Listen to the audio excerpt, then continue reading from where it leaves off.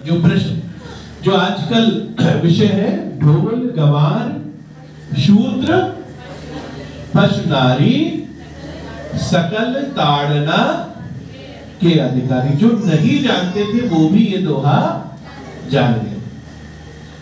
गोस्वामी तुलसीदास जी का इस चौपाई के लिखने का आशय, पहली बात तो संदर्भ लेना पड़ेगा कि संदर्भ क्या है। संदर्भ है विनय नवानत जल दिगर जड़ गए 3 दिन भी बोले राम सकोप तब भय बिन होई ना प्रीत। संदर्भ वहां है कि ये समुद्र के परिप्रेक्ष्य में कहा जा रहा है। अब इसमें प्रत्येक शब्द के लिए उसकी श्रेणी जो बताई गई है उसकी मैं आपको व्याख्या बताता हूं। ढोल सब लोग जानते हैं, काठ की खोलता में मढ़ो जात मृत चाम रसरी सो फांस में मुदरी अर्झावत है। यानी काठ के एक लकड़ी के गोले में एक मृत चर्म को लगाया जाता है दोनों तरफ और रस्सियों से बांध के उसमें छल्ले डाले जाते हैं। मुदरी अर्झाए 3 गांठ देत रसरी में, गांठ 3 तरफ से दी जाती है और उसको मुदरी यानी वो छल्ला पहना दिया जाता है। चतुर सुजान वो को खींच के चढ़ावत है।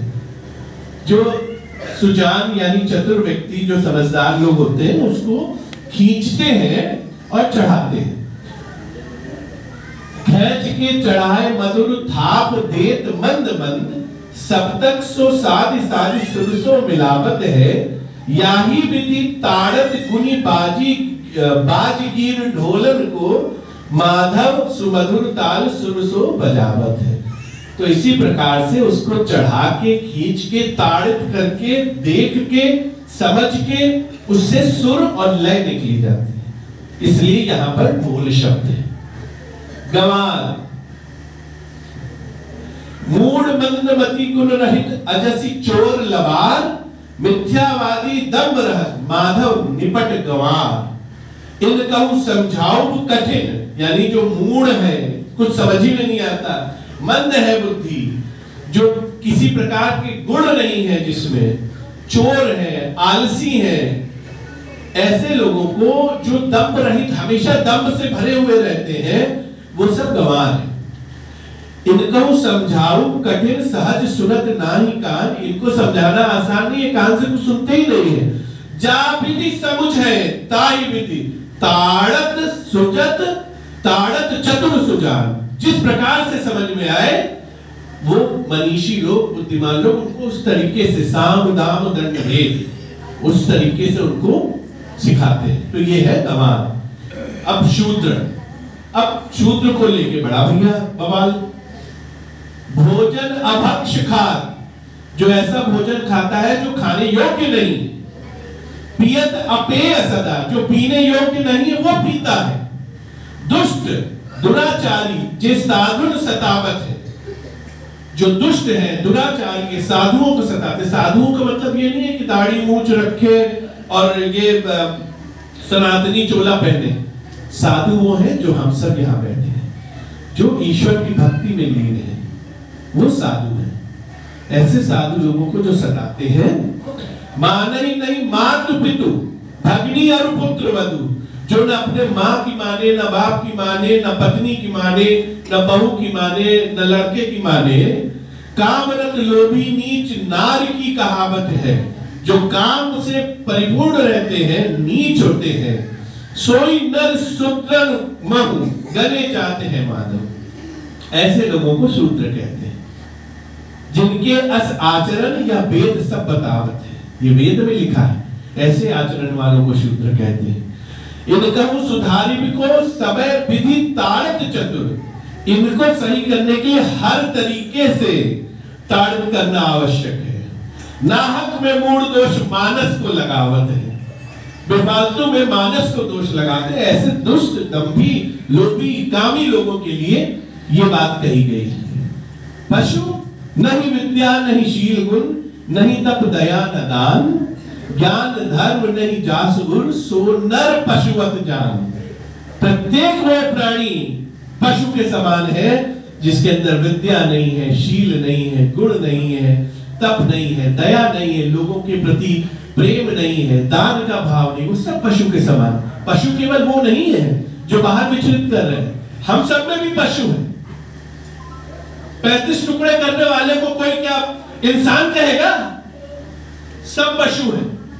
तो ऐसे लोगों के विषय में है, सींग पूंछ नख दंत दृढ़ अति अचेत पशु जान।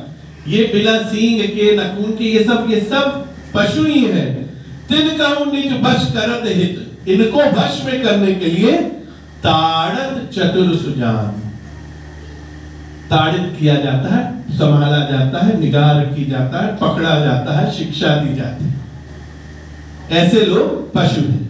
नारी, नारी सरल चित्त अति सहज अति दयाल सुकुमारी। जिसका चित्त सरल है, सहज है, जो दयालु है, सुकुमारी है, जिसको समाज के बारे में पता ही नहीं है, जिसको लोक की मर्यादाओं के विषय में तो पता है, लेकिन समाज में क्या चल रहा है, कौन किस गलत उद्देश्य से आया है, उसका ज्ञान नहीं है।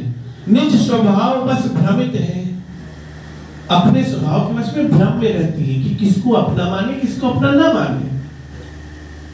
माधव शुद्ध विचारी, शुद्ध विचार उनके हैं, परंतु वो समझने में उनको समस्या रहती है।